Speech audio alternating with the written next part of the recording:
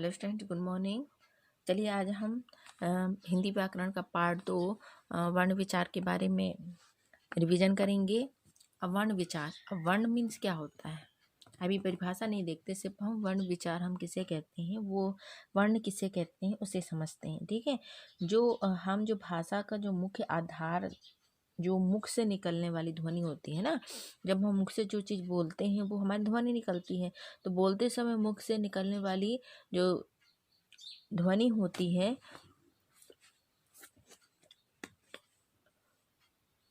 ध्वनि को लिखने के लिए प्रत्येक भाषा में कुछ चिन्ह बनाए गए हैं।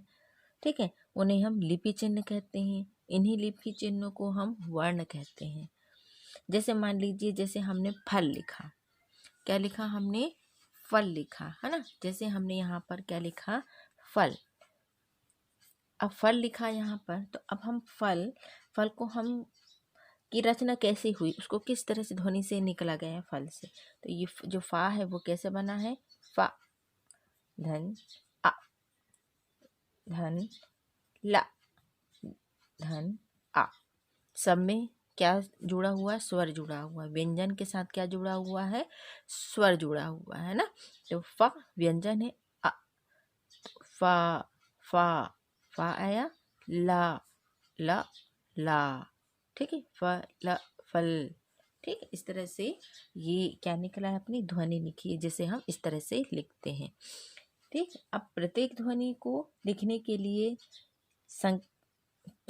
संकेत बने हैं। इन्हीं संकेत चिन्हों को हम क्या कहते हैं, लिपि चिन्ह या वर्ण कहते हैं। अब आ जाते हैं हम मेन टॉपिक में कि वर्ण की परिभाषा किसे कहते हैं। तो भाषा की सबसे छोटी इकाई ध्वनि का लिखित रूप ही वर्ण कहलाता है। या फिर हम कह सकते हैं कि भाषा की सबसे छोटी इकाई होती है ना। ध्वनि जो होती है वो भाषा की सबसे छोटी इकाई होती है तथा वर्ण ध्वनि के लिखित रूप होते हैं। इसलिए वर्ण को भी भाषा की सबसे छोटी इकाई माना जाता है। अब आ जाएंगे हम वर्णमाला की बात। अब वर्णमाला किसे कहते हैं, वर्णों के क्रमबद्ध समूह को हम वर्णमाला कहते हैं। अब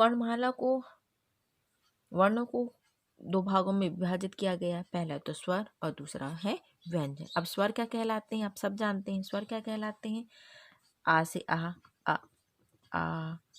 ई ना, उ री ए ओ है ना, अम और आ। ये क्या कहलाए, हमारे स्वर कहलाए। अब इन स्वरों में भी हम देखते हैं कि स्वर कितने होते हैं। यहाँ पर तो 13 दिए हुए हैं, लेकिन स्वर कितने होते हैं, 11 होते हैं। कहाँ से, आ से ओ तक।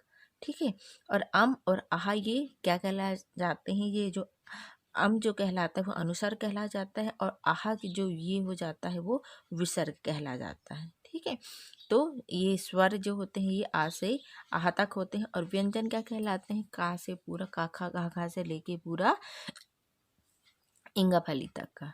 ठीक है, तो वो क्या कहलाया, व्यंजन कहलाता है। अब व्यंजन को भी डिवाइड किया गया, बांटा गया है भागों में, है ना।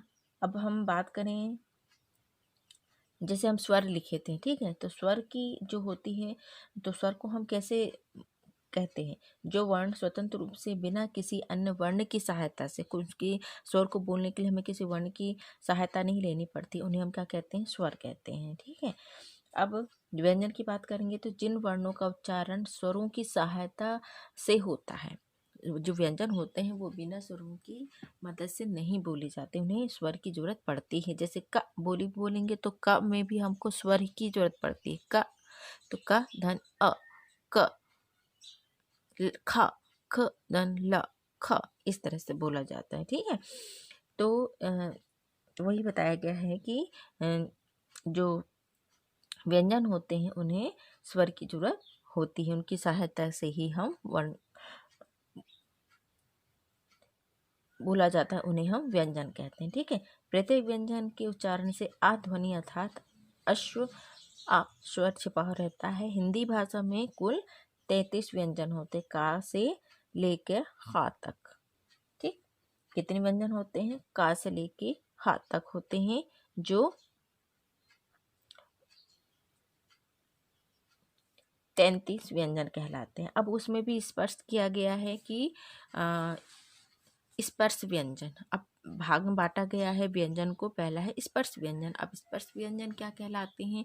का खा गा घा से लेके पूरा मा तक, ठीक है, स्पर्श व्यंजन होते हैं। अब स्पर्श व्यंजन को हम का उच्चारण हम कैसे करते हैं? जिन शब्दों के उच्चारण, जिन व्यंजन वर्णों का उच्चारण कंठ, तालु, मूर्धा, दंत आदि या होंठ के स्पर्श से होता है। जैसे मान लो क, ता, ता, ता जो बोल रहे हैं हम, क्या हो रहा है? अपने तालु से स्पर्श हो रहा है। भा, मा, ये क्या हो रहा है? अपने मुंह से हो रहा है। पा, फा, पा, भा, मा, ये क्या हो रहा है? अपने होंठ से हो रहा है ना। टा, था, दा, धा, ना, ये क्या हो रहा है? दंत से यूज हो रहा है ना अपने बोलने में। फिर आ जाते हैं हम अंतस्थ व्यंजन। अब अंतस्थ व्यंजन क्या कहलाते हैं? जिन वर्णों का उच्चारण मूर्धा, जीभ, तालु, होंठ और दंत के योग से होता है। जैसे या, रा, ये क्या हो रहा है? इस अपने तालु से है ना। ला, वा, वा क्या हो रहा है? अपने मुंह, होंठ हो रहा है, ठीक है। अब उसमें व्यंजन से आ जाते हैं जिसमें अपना जिन वर्णों का उच्चारण रगड़ या घर्षण से उत्पन्न ऊष्मा से होता है। जैसे उसे उसमें व्यंजन कहते हैं। जैसे शा, घर्षण हो रहा है, शा, सा, हा, ये क्या हो रहा है? घर्षण हो रहा है, खींचता है इसे, है ना। फिर आ जाते हैं संयुक्त व्यंजन में। संयुक्त व्यंजन क्या कहलाते हैं? छ, त्रा, ज्ञा। अब ये क्या है? अनुस्वार और ये है अनुनासिक, ठीक है। ये क्या कहलाता है? अनुस्वार, चंद्र बिंदु, अनुनासिक और आहा जो कहलाती वो विसर्ग कहलाता है। तो आज के लेसन में हमने वर्ण विचार में हमने भाषा को समझा कि भाषा किसे कहते हैं, है ना। वर्ण किसे कहते हैं, सॉरी, वर्ण किसे कहते हैं, और वर्णमाला में को कितने भागों में बांटा गया है, स्वर और व्यंजन में बांटा गया है, और स्वर में कितनी होती हैं, स्वर कितने होते हैं? 11 होते हैं, और व्यंजन कितने होते हैं? 33 होते हैं। और में भी इसे डिवाइड किया गया है 7 प्रकार, 8-9 प्रकार में इन्हें डिवाइड किया गया है, ठीक है। तो ये उम्मीद है ये वीडियो आपको समझ में आया होगा अच्छे से। तो ये होमवर्क है कि इसको अच्छे से रिवाइज करेंगे। ओके।